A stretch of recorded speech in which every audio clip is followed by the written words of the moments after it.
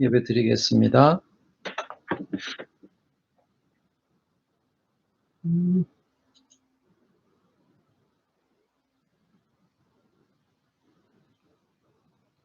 기도 드리겠습니다.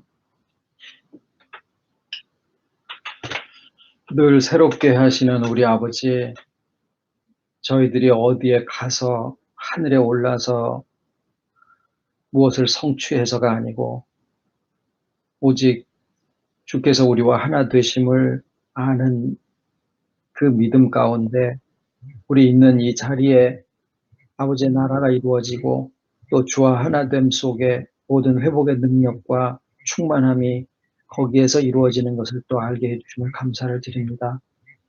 이로써 우리의 모든 고백이 아버지의 은혜로 된 것을 또한 고백을 하게 해주시고 또 우리에게 주어진 삶도 가장 인실하고 또 가장 충실하게 살아갈 수 있도록 이끌어 주시오니 감사를 드리고 모든 것 가운데 오늘이라고 일컫는 날들을 가장 감사함과 충실함 속에 살아갈 수 있는 지혜로 이끌어 주시옵기를 예수님의 이름으로 기도드립니다. 아멘.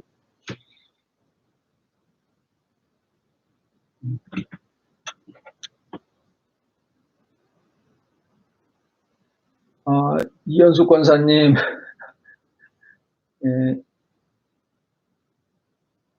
이 방법 말고 딴 거로 들어와 주시면 좋겠습니다. 오늘 하나님 말씀은 고린도 후서 11장 13절로 15절입니다.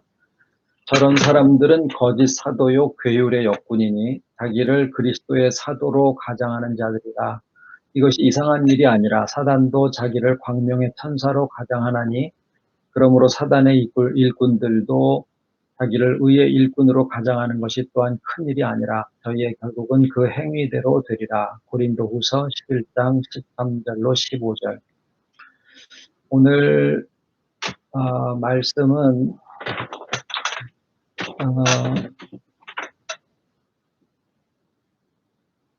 사단의 생김새라는 제목으로 말씀을 나누겠습니다. 의아스러우시겠지만 사단이 뭔 생김새가 있을까라고 생각하실 수도 있습니다. 한동안 그 녹두꽃이라는 드라마를 보다가 요즘은 이제 좀 멈췄습니다만은 요즘으로는 이게 등산도라고 하죠. 등산도라고 하죠. 그게 그때 이제 드라마상에서도 나오지만은 동학이라고 이야기를 하는데 그때 당시에 서양에서 들어온 천주교를 서학이라고 하는 것에 반해서 한국 내에서 발생된 것이다라고 하는 의미로 동학이라고 그렇게 이름을 붙였었던 겁니다. 그런데 그때 당시에 불교나 다른 여러 종류의 그 종교들에 따라서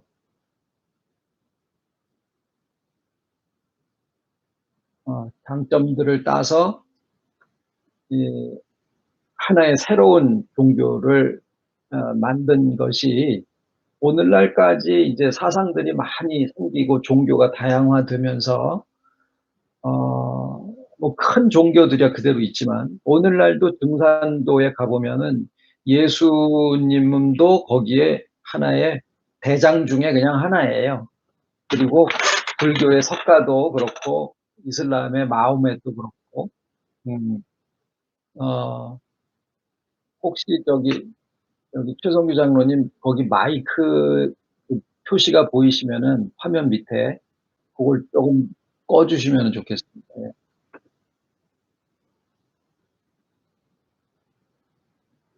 네. 제가 이제 뭐 어떤 종교를 뭐 폄하하고 뭐가 더 좋다 나쁘다 이런 얘기를 지금 드리려고 하는 것은 아닙니다. 단지 세상에 있는 이제 종교가 굉장히 많은데 그 다양한 종교들이 서로의 벽을 허물고 하나가 되자는 운동이 이 시대에 아주 화두예요. 근데 그야말로 사랑과 소통의 정신을 발휘하는 것처럼 보여서 이거를 거부한다라는 것은 뭐 대세를 거역하는 것이라고도 하고 또는 사랑의 정신에 위배가 되는 것이다라고까지 그 기세가 아주 대단합니다. 그런데 그 전체의 종교들이 누가 누구 밑에 들어가는 게 아니고 서로를 다 인정을 하고 하나의 종교를 만들려다가 보니까 이 종교에서 조금 저 종교에서 저런 장점 또 이 종교에서 어떤 뭐 좋은 점 이런 것들만 따서 가장 좋은 하나의 종교를 만들 수 있을 것처럼 그렇게 보이는 거죠. 근데 이제 제가 지금 오늘 같이 나누고 싶은 것은 이러한 운동이 이 사단의 아주 오래된 행태에서 조금도 달라지지 않았다라는 것을 말씀을 드리려고 하는 겁니다.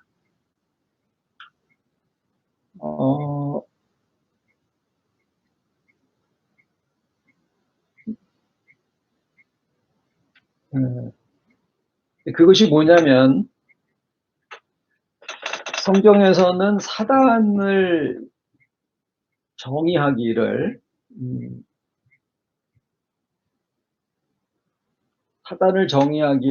용이다 또는 옛 뱀이다 그렇게 이야기를 하죠.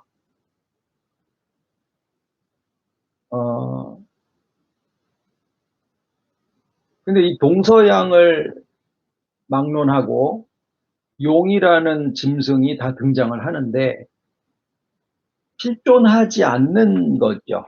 서양에서는 무슨 그 공룡처럼 하늘을 날아다니는 공룡처럼 묘사를 해서 아주 구체적으로 날개가 달리고 불을 뿜고 뭐 그런 모습들이에요. 뭐 드라마 같은 데도 요즘 뭐 나오기도 하고 그럽니다만 그거에 비해서 동양에서 이야기하는 용은 굉장히 상징적입니다.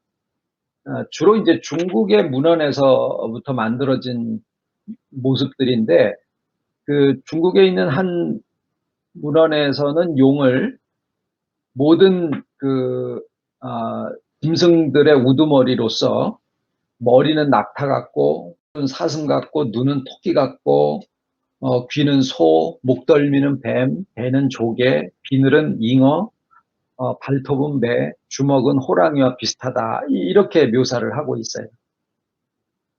그러니까 무슨 얘기냐면 성경에서는 분명히 사단을 용이라고 표현을 하고 있는데 그 용이 중국 문헌에 나오기는 이 짐승에서 요런 점, 저 짐승에서 저런 점들을 따서 전체적으로 종합해 가지고 만든 거다라는 그런 얘기예요. 근데 실제 하지 않는 거죠. 소는 소의 모습이 있고 장점이 있고 단점이 있어요. 호랑이는 호랑이의 장점이 있고 단점이 있고 토끼는 토끼대로 그러죠. 다 모든 짐승들이 장점이 있는가 하면은 단점이 있는 반면에 용은 각 짐승들의 장점들만 다 따가지고 만들어진 완벽한 짐승인데 실제하지 않는 거다라는 거예요. 그런데 이런 모습이 사단의 형상을 아주 잘 나타내고 있다라는 거예요. 사단이 존재하지 않는 짐승인데 아니 사단이 존재하지요. 존재하는데 그 사단의 형상을 가장 적절하게 나타내는 것이 조금 전에 말씀드린 그 용의 형상인데 오늘 말씀드리는 사단의 생김새라고 해서 사단이 어떻게 생겼냐. 용처럼 생겼다. 그러면 용이 어떻게 생겼냐. 아까 말씀드린 대로 모든 짐승들의 각 장점이나 특징들을 모아서 만들어진 하나의 거의 완벽한 그러한 단점이 없는 그런 짐승이다라는 거예요. 그런데 실제 하는지 뭐 우리는 실제 하지 않는 거를 알죠. 그러면은 사단이를 우리가 생각할 때 그것이 천지조화를 부리고 막 하늘을 날아다니고 날씨와 기상을 막 자기 마음대로 움직이고 이런 모습들로 보통 묘사가 된다고 말이에요. 서양의 용은 뭐 불을 뿜고 하늘을 날아다니고 이런 몇 가지만 있지만 동양에서 얘기하는 구렁이가 이무기가 되고 이무기가 용이 됐다라고 했을 때 여의주를 물면 그게 용이 돼서 그 용이 막 천재지변을 다 일으키고 막 이러는 모습들로 묘사되고 있는데 성경에서 개념적으로 얘기하는 용은 동양에서 얘기하는 그러한 용의 모습이 더 가까운 거예요. 서양에서 그려지는 성화나 그림 같은 거에 보면은 이 서양식의 공룡 같은 그런 용을 그리고 있지만 성경에서 얘기하는 개념적인 것으로 보면은 동양에서 얘기하는 천지조화를 일으키는 그러한 용으로 표현되는 것이 더 타단을 표현하는 점에서는 더 정확하게 묘사를 하고 있다라는 거죠. 왜냐하면 우리가 알다시피 용이 사단이가 되면은 그 사단이 정말 모든 것들을 다 움직이고 변화도 시키고 할 수 있는 능력을 가진 것처럼 사람들의 마음에 뇌리에 새겨져 있거든요. 근데 실제로 사단이가 있느냐, 사단이가 존재하던 것이냐, 분명히 그 영향력 속에 우리가 살아가고 있지만 사람들은 용을 본 적도 없고 무슨 돌개바람이 하늘로 올라가는 것을 보고 그것을 용오름 현상이다라고 그렇게 이야기를 하고 있을 뿐이지만 실제로 용이 존재하지 않는데 그런 상상적인 것을 만드는 이유는 왜 그럴까? 그것은 실제 하지 않더라도 그 영향력을 미치는 어떤 존재가 있기 때문인데 그게 바로 사탄이다라는 거예요.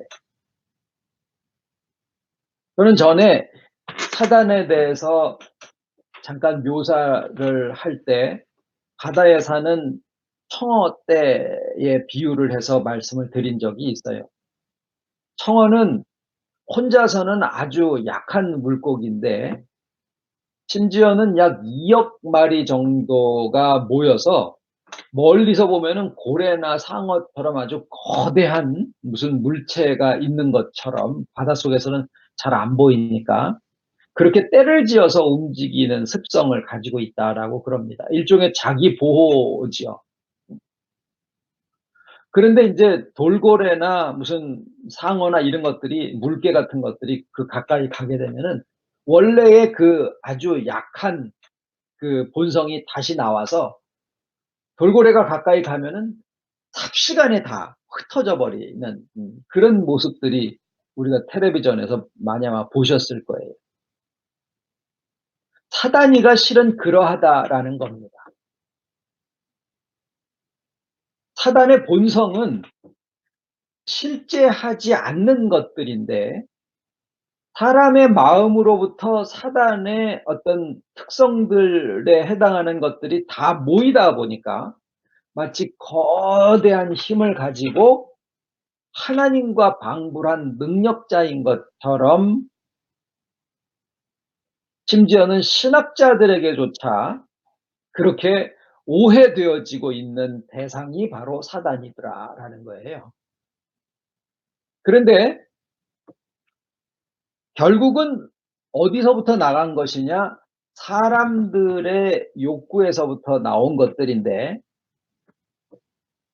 한 사람이 한 사람의 분량을 내놓으면은 그거는 한 사람의 점심밖에 안 되지만 사람들이 다 자기의 100분의 1씩을 띄어서 수만 명이 100분의 1을 모아서 한 사람에게 준다 그러면은 그거를 받은 사람은 다른 사람들은 199만 가지고 있을 때 이 사람은 수만을 가진 그런 권력자가 돼 버립니다. 그러면은 그 사람에게는 일반 사람들과 다른 특별한 의미가 부여가 되어지고 그 사람은 당연히 '나는 다른 사람들을 위해서 군림하는 것이 마땅하다.'라고 생각을 하게 되는 거죠. 권력의 속성이 그러합니다.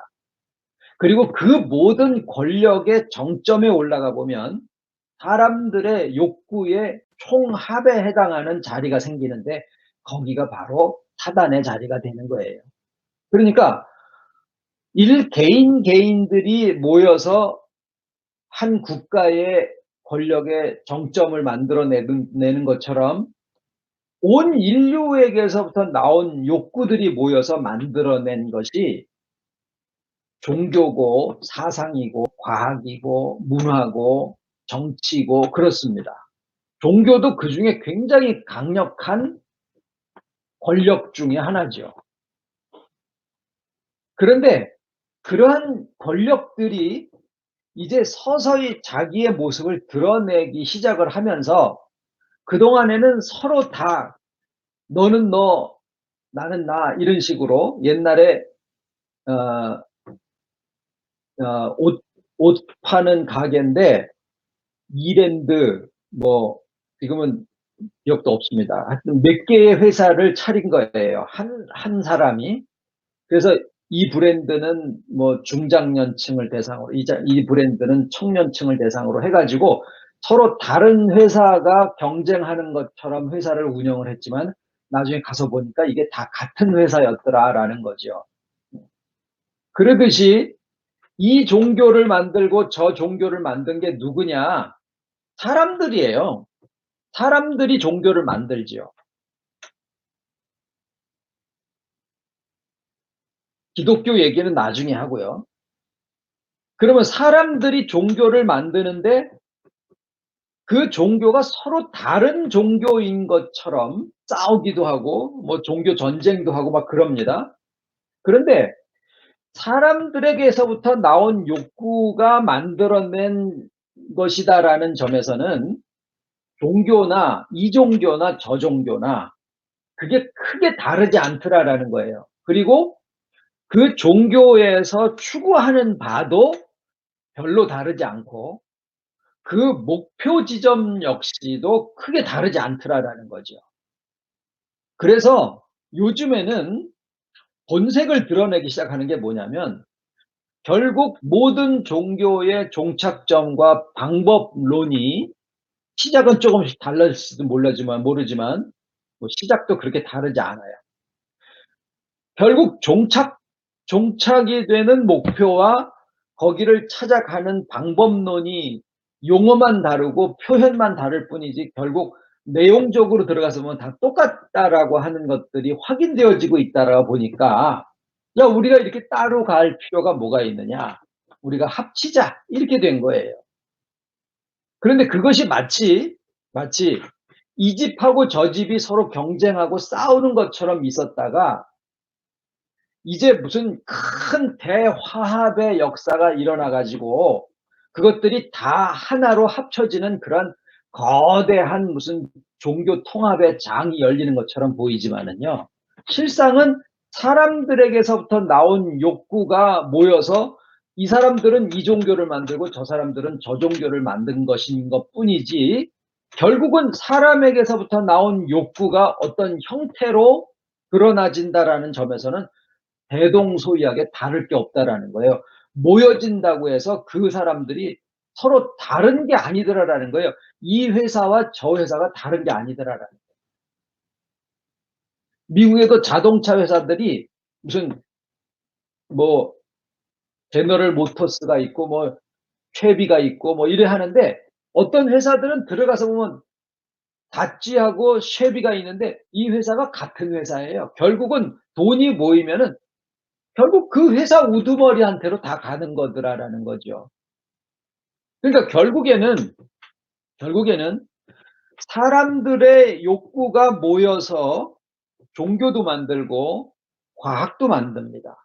철학도 나오고 정치와 문화가 거기서 다 만들어집니다. 사람들이 다 만든 거예요.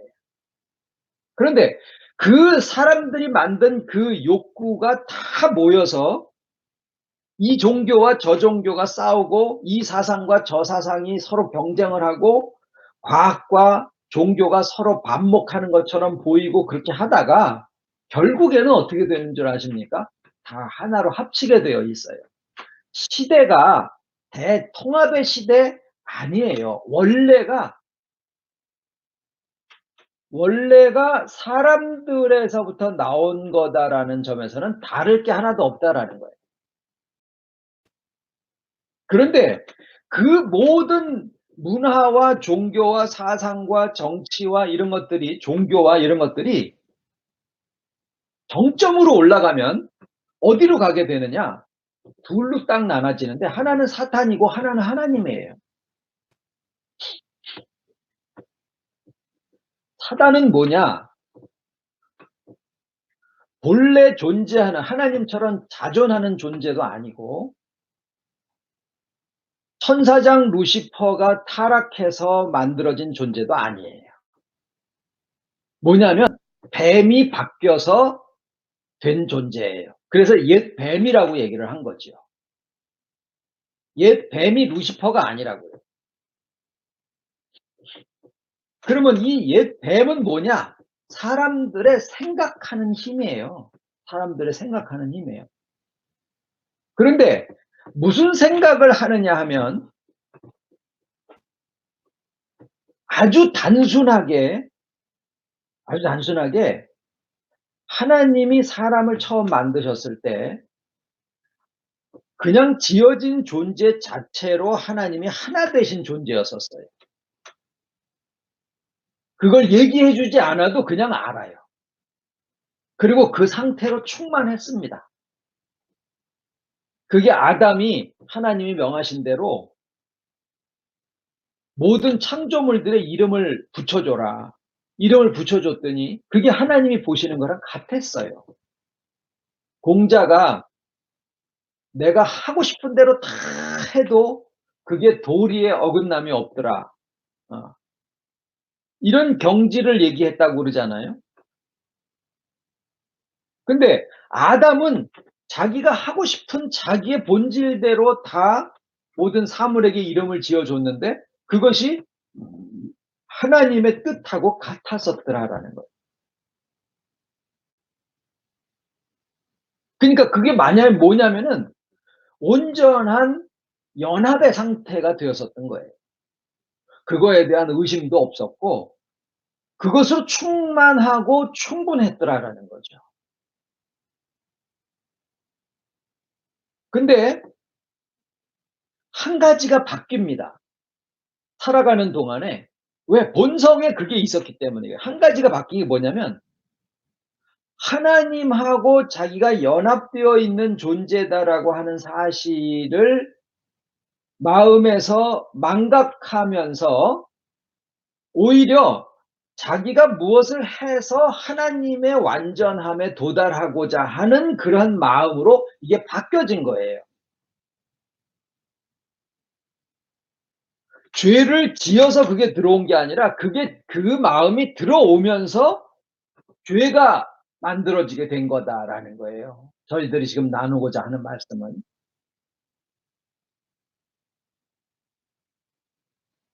그래서 어떤 상황이 되냐면 스스로의 수고와 노력 중에서 가장 종교적인 게 뭐냐면 선악을 분별하는 겁니다. 선악을 분별하는 것은 기독교에만 있는 게 아니에요. 타 종교도 종교라는 이름을 가지면은 다 그 안에 선악이 있어요. 심지어는 폭탄 테러를 자행하는 IS 같은 이슬람 극단주의자들조차도 자기네들 나름대로의 선과 악의 기준이 있어요. 뭐 돼지고기를 먹으면 안 된다 뭐 이런 것들이 되겠죠. 그리고 거기에다가 폭력을 행사하는 것에다가 어떤 선한 의미를 부여하는 그런 교리를 만들어낼 뿐이죠. 그러니까 인간의 본성을 거스리면서도 자기네들 나름대로의 선과 악의 기준을 만들어내는. 그러니까 종교는 뭐냐? 선과 악을 분별을 해서 선을 자꾸 추구하게 되면 극단의 완전함에 도달하게 된다. 이겁니다. 거기에 선과 악을 어떻게 하느냐? 인간의 본성에 따르는 것이냐? 아니면 자기네들의 교리에 따르는 것이냐? 이런 차이들은 좀 있을 수 있지만 그런 이슬람 극단주의자들을 빼놓고 그냥 순수한 이슬람교는요, 불교나 기독교에서 하는 거와 그렇게 다르지 않은, 뭐 하루에 5번 기도를 한다든가, 뭐 먹는 것을 구분을 한다든가, 자기의 마음을 다스린다든가, 이런 행위를 다 똑같이 해요. 불교도 그렇게 하고 기독교도 마찬가지죠. 그런데 지금 아주 극단적으로 말씀을 드리자면, 그러한 선과 악을 갈라내서 지속적으로 선을 자꾸 추구하면은 하나님의 완전함에 도달할 수 있다라고 하는 이러한 사상은, 이러한 생각은 근본적으로 자신의 의의를 근거로 해서 진행이 되어지게 되는데, 그것을 한마디로 딱 성경은 뭐라고 단정을 하느냐면 선악을 알게 하는 나무의 실과를 따먹는 행위다라고 얘기를 하는 거예요. 거기에서 발생된 기독교도 있고 거기에서 발생된 여러 가지 종교들이 있는 거예요. 그게 이 세상에 있는 수많은 다양한 종교들입니다. 그러니까 그 모든 종교들은 공통된 데서부터 출발한 거라는 거예요. 그러니까 그 종교들이 하나로 합쳐진들 이상할 게 전혀 없는 거예요. 추구하는 목표가 같고 사용하는 방법이 같고 기준이 자기 자신이 되는 것이죠. 그런데 그 종교들을 다 하나로 합치는 것을 사랑이라고 얘기를 해요. 그리고 거기에서 배제되는 것은, 이거는 대세를 거역하는 것이고 사랑도 아니고, 그러니 그 종교들을 다 끌어안고 하나의 종교를 만들려니까 어떻겠습니까? 여기서 저기서 장점들을 따가지고 용이 뭐 사슴의 뿔, 뭐 잉어의 비늘, 뭐 호랑이의 사자의 발, 뭐 이런 식으로 끌어모아 가지고 완전체를 만드는 것처럼, 이 종교에서 좋은 점, 저 종교에서 좋은 점들을 다 따다가 뭐 미륵 사상, 뭐 재림주 사상, 뭐 이런 것들을 다 따다가 하나의 완전한 종교를 만들어낼 수 있다라는 거죠. 그 작업이 지금 우리가 살고 있는 시대에 이루어지고 있는 일들이에요. 사단의 생김새는 어떻게 생겼을까? 용의 생김새를 상상하는 것이나 사단의 생김새를 상상하는 것은 그렇게 다르지 않습니다. 옛날 문헌이 무엇을 근거로 해서 그렇게 상상의 동물을 만들어냈는지는 모르겠습니다만은 아주 사단을 묘사하기에 적절한 표현들이더라라는 거예요. 등산도는 옛날부터 그 작업을 아주 잘 해왔습니다. 1900년대에서부터. 강정산, 이시영, 최재우, 뭐 전봉준 이런 사람들이에요. 우리가 국사책에서 배운 사람들. 거기에 이제 과학과 철학과, 요새는 과학이 종교와 철학을 이끌고 가는 그런 시대죠. 그런 것들에 이제 정치적인 세력과 경제력까지 합해지게 되면 하나의 거대한 권력이 형성이 되게 되는데, 그 권력의 정점에 사단이라고 되어 있지만은 형상이 없었었다가 그 형상을 뒤집어 쓴 존재들이 나올 가능성이 있더라라는 거예요. 그런데 기독교는 뭘 하고 있을까요? 말씀드린 대로 선악을 알게 하는 나무의 실과를 따먹는 기독교가 있어요. 아니, 굉장히 많은 기독교인들이 그러한 종교성에 빠져 있습니다. 엄밀하게 얘기하면은 기독교라고 이름은 불려지지만 과연 그리스도의 영이 있는가라는 것을 의심해 볼 수밖에 없는 대목이에요.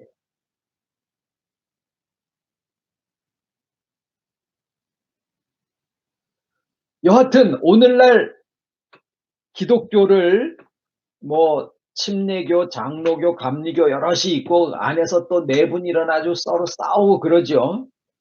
그런데 중요한 것은 천국에는 장로교도 침례교도 감리교도 없다라는 거죠.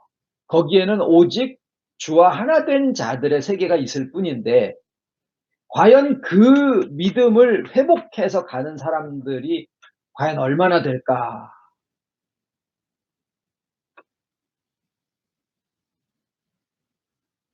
그런데 오늘날 기독교에서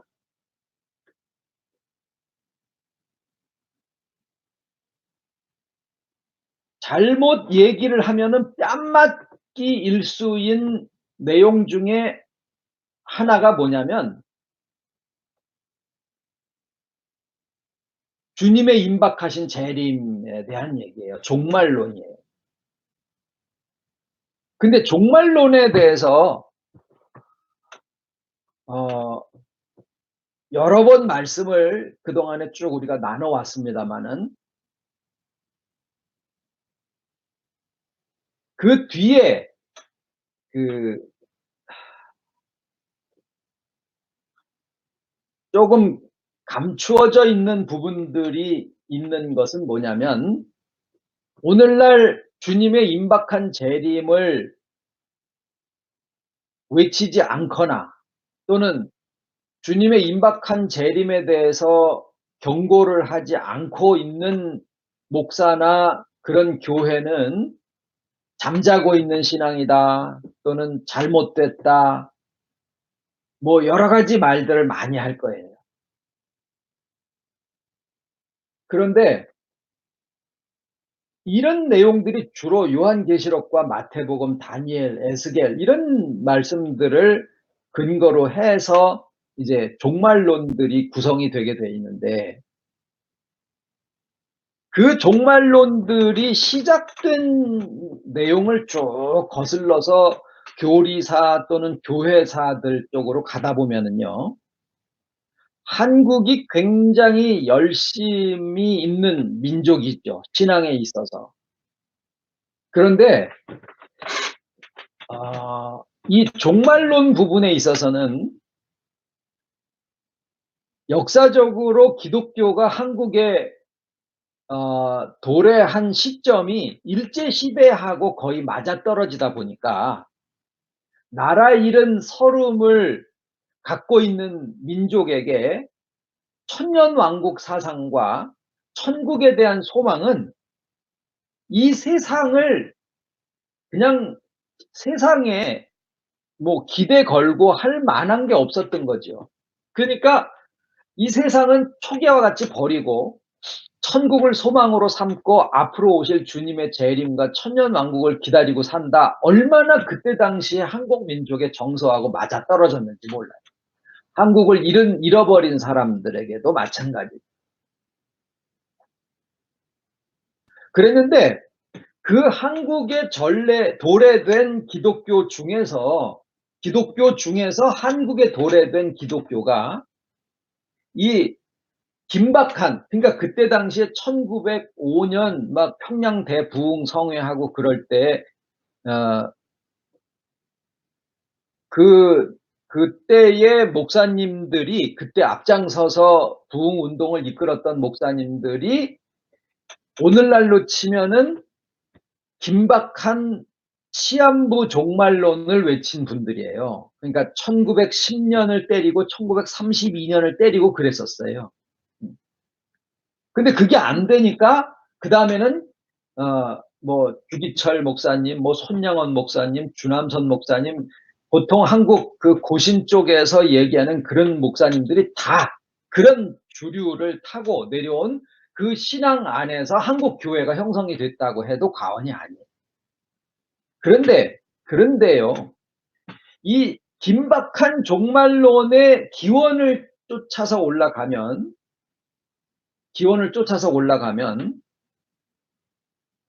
어 예수님의 복음을 요한계시록과 연결하면서 요한계시록을 풀면서 이걸 두 가지로 딱 나눠 버립니다. 하나는 과거주의, 하나는 미래주의예요. 그러니까 과거주의는 뭐냐면 2000년 전 당시에 사도 요한이 요한계시록을 쓸 때 네로 황제와 그때에 해당하는 말씀이다 라고 푸는 게 과거주의예요. 오늘날도 그것도 받아들여지고 있는 하나의 해석 중에 하나입니다. 미래주의는 뭐냐면 2000년의 기독교 역사가 있는데 요한계시록은 2000년이 지난 어떤 마지막 종말에 몇 년 사이에 7년, 뭐 한 3년 정도에 일어나는 일들을 기록한 것이다. 예언한 것이다. 적그리스도는 그때 나온다. 세계 정부가 세워지고 모든 종교가 다 통합이 되면서 정치 권력과 합쳐지고 거기에 정점에 적그리스도라는 존재가 나오니까 아직 안 나왔으니까 이는 아직 그 시대가 아니다. 그렇게 얘기를 하고 그렇게 푸는 것이 미래주의예요. 과거주의, 미래주의. 요 두 가지가 오늘날 한국 교회의 요한계시록을 해석하는 아주 근간을 이루고 있는 해석 방법입니다. 그러다 보니까 뭐가 빠집니까? 현재가 빠지죠. 현재가. 적그리스도에 대해서 얘기하는 현재가 빠지죠. 그러면 만약에 과거주의와 미래주의로 요한계시록의 해석 방법을 관심을 밀어놓고 현재를 잊어버리게 하면은 현재의 그 적그리스도가 있다라고 했을 때 과거주의와 미래주의에 의해서 현재에 있는 적그리스도는 싹 빠지게 된다라는 거예요. 그러면 그게 누굴까? 현재의 요한계시록을 해석하는 식으로 한다라고 하면 현재에 있는 적그리스도를 찾아야 되는데 온 역사상으로 현재 세계상으로 볼 때 현재 존재하는 적그리스도를 찾아라 그러면은 누구를 찾아야 되느냐면은 교황을 찾아야 돼요. 그래서 청교도나 모든 이런 사람들이 다 책을 쓰고 중세를 거치면서 요한계시록을 강해를 할 때 적그리스도를 누구로 풀었냐면은 교황으로 풀었거든요. 그래서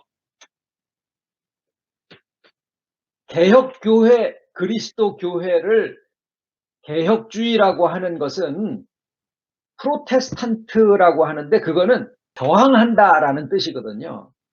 그런데 이 한국 교회에 만연돼 있는 과거주의와 현재를 빼놓은 과거주의와 미래주의는 적그리스도가 옛날이다 아니면은 미래에 나온다 지금은 없다 이렇게 푸는 요 내용이 한국 기독교의 종말론의 근거를 이루고 있는데 요 두 가지 학설을 만들어낸 최초의 학자가 누구냐면은 천주교에 있는 교황청에서 나온 사람들이에요. 그거는 조금만 문헌을 연구를 해보면은 아주 쉽게 발견되는 내용들입니다. 그런데 그 종말론이 기독교에 있는 한 신학자에 의해서 세대주의라는 형태를 취하게 되고 그게 확 퍼지면서 미국에 있는 선교사가 한국에 들어올 때 그 사상을 가지고 한국에 들어왔는데 한국 정세랑 딱 맞아떨어진 거예요. 그리고 한국은 뭘 하나 받아들이면 절대 안 바꾸죠. 우리가 지금 부르는 찬송가는 1950년대에 미국에서 부르던 찬송가들이랍니다. 지금은 거의 부르지도 않는 찬송가들이에요. 그런데 그것을 무슨 경전처럼 바꾸면은 큰일 나는 것처럼 이렇게 하는 게 한국 민족들이에요. 장점도 있고 단점도 있지만 잘못된 게 들어왔을 때 그거를 절대로 안 바꾸고 옛날 것이 좋은 거다라고 생각하는 게 한국의 고질병이다 보니까 그 이후에 종말론에 대한 다른 시각이 청교도적인 것이 들어왔을지라도 워낙에 가지고 있는 것들이 강하다 보니까 오늘날 어떤 목사가 나서서 예수님의 재림은 그런 얘기가 아닙니다. 막 와서 시드기야처럼 뺨치고 난리 날 겁니다. 그러면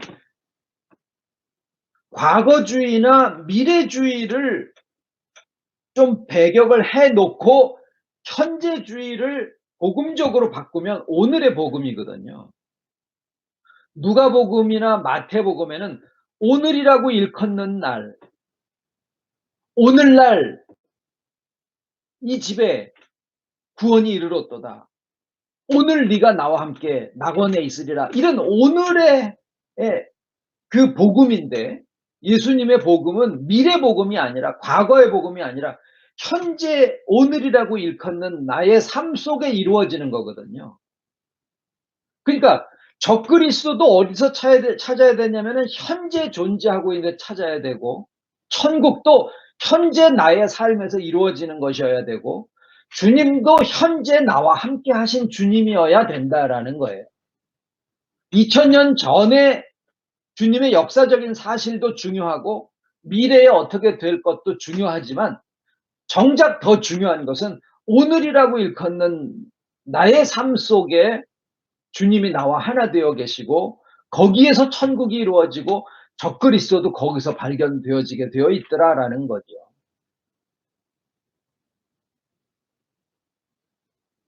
그런데 사단이는 이런 것들을 싹 혼돈하게 해놓고 과거에만 집중하거나 미래에만 집중하게 하고 현재를 못 보게 만들고 예수님에 대해서도 과거에 주님이 해놓으신 것, 미래에 하시는 것, 오늘은 없어요. 오늘은 주님이 없어. 성령만 있어. 증산도에서 예수님을 그냥 하나의 기독교 대장, 그리고 하나님이 직접 내려온 것이 강증산이다. 이렇게 얘기를 하는 것은 기독교에 대해서 연구를 한답시고 깝치고 만들어놨지만 기독교의 삼위일체에 대한 것을 전혀 모른 거예요. 무슨 말이냐면 오늘날 기독교인들도 마찬가지예요. 하나님의 아들이라는 말을 하나님이 아버지가 아들을 낳은 게 아니에요. 사람의 표현으로 아버지, 아들 그렇게 하니까 아버지가 아들을 낳았으면은 그런 식으로 하면은 아버지가 원인이고 아들이 거기에 따른 결과가 되잖아요. 예수님이 그러면 성부 하나님이 원인이 되고 성자 예수님이 그 원인으로 나온 종속물입니까? 절대 그렇지 않습니다. 그거는 삼위일체에 대해서 까막눈일 때 하는 소리요. 성부, 성자, 성령은 모두 다 영원 자존하셔서 누가 누구의 원인이나 결과가 되는 분들이 아니에요. 그리고 더 중요한 것은 일체예요. 한 분이다라는 거예요. 우리는 세 분 하나님을 믿는 게 아니라 한 분 하나님을 믿는 거예요. 어떤 면은 우리가 조금 이해하기 어렵습니다만. 그래서 사람으로 나타나신 예수님이 곧 하나님이에요. 하나님이 우리 보라고 사람으로 나타나셨다라는 것을 아들이라고 표현을 한 것뿐이에요. 결국 하나님은 엘로힘으로 어느 시대에서든지 삼위일체로 표현되고 있습니다. 분리된 적이 없어요. 창조 시에도 그러하셨고 역사 섭리에서도 그러하셨고 구속하실 때도 그렇고 우리에게 오실 때도 우리가 저에게 와서 거처를 저와 함께 하리라. 한 번도 삼위일체 하나님은 분리돼서 따로 계신 적이 없는데도 불구하고 오늘날 기독교인들은 우리에게 와 계신 하나님은 오직 성령님이실 뿐이고 예수님은 어딘가 가 계시는 거예요. 이러니 삼위일체가 깨져버리니까 기독교 교리가 엉망진창이 돼버리는 거예요. 그게 어디에서 오는 걸까요? 종말론의 잘못에서부터 나오는 거예요. 교황이 지시를 해서 예수회라는 것을 만들고 거기에 있는 신학자들에게 야, 기독교에서 내가 적그리스도다라는 것을 알아차렸으니까 이것을 좀 피해가도록 교리를 만들어라. 그래서 과거주의라는 교리와 미래주의라는 교리를 만든 거예요.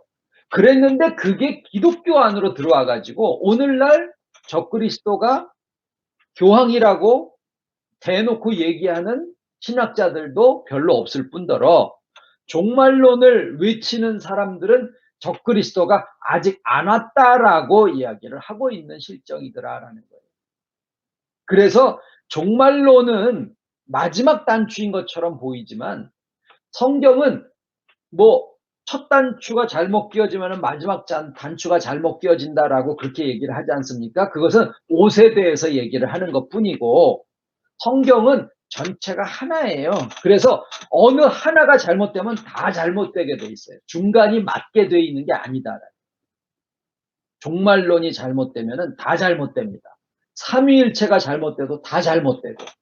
그래서 이런 것들이 전부 다 얽히고 설키면서 전체가 다 하나로 꿰어지게 되어 있으면서 그 전체가 온전하신 하나님을 드러내서 우리에게 알게 하시는 것이 성경이거든요. 그래서 성경은 인간이 쓴 것처럼 보이지만은 인간의 책이 아니다라는 것을 그 안에 들어가서 하나님을 만나면은 아는 거예요. 분리해 놓으면은 그냥 인간의 책이에요. 다 찢어서 하나하나 분리해 놓으면은 그냥 인간의 서적에 지나지 않을 수도 있어요. 인본주의 신학자들이 그거를 지금 하고 있죠.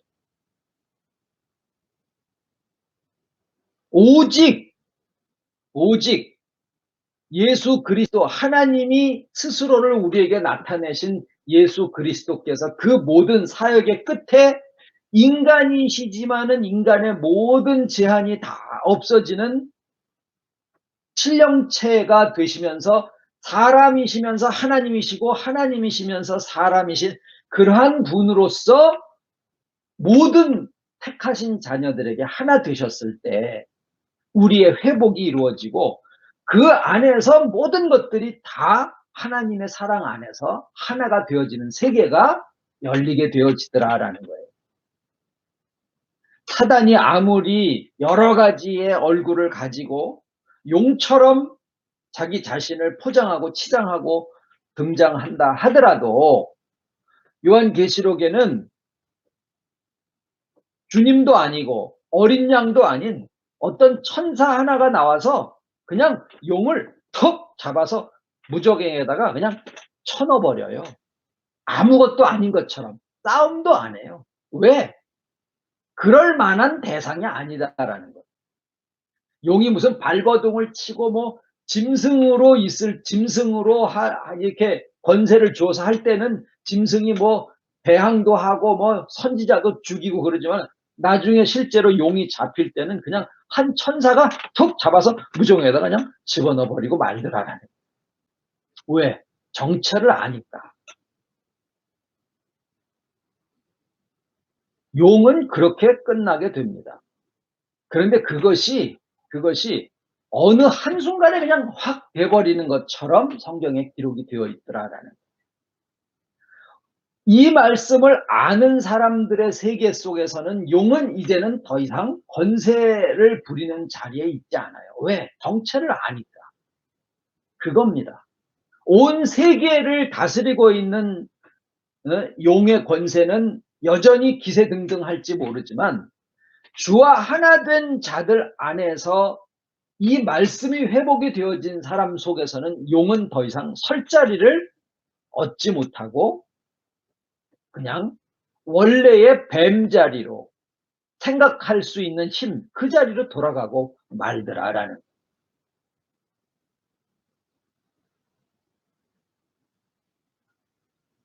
우리는 처음이면서 마지막인 알파와 오메가이신 주님이 우리와 하나 되어 있다라는 여기에서 모든 것들이 시작이 되고 모든 것이 종결이 되어 충만도 거기고 회복도 거기에서 이루어지게 되어 있는 것이 바로 생명나무의 길입니다. 주님 가르친 기도로 마치겠습니다. 하늘에 계신 우리 아버지, 이름이 거룩히 여김을 받으시오며 나라의 임하옵시며 뜻이 하늘에서 이룬 것 같이 땅에서도 이루어지이다. 오늘날 우리에게 일용할 양식을 주옵시고 우리가 우리에게 죄 지은 자를 사하여 준 것 같이 그 죄를 사하여 주옵시고 우리를 시험에 들게 하지 마옵시고 다만 악에서 구하옵소서. 나라와 권세와 영광이 아버지께 영원히 있사옵나이다. 잠깐 끄지 마시고요.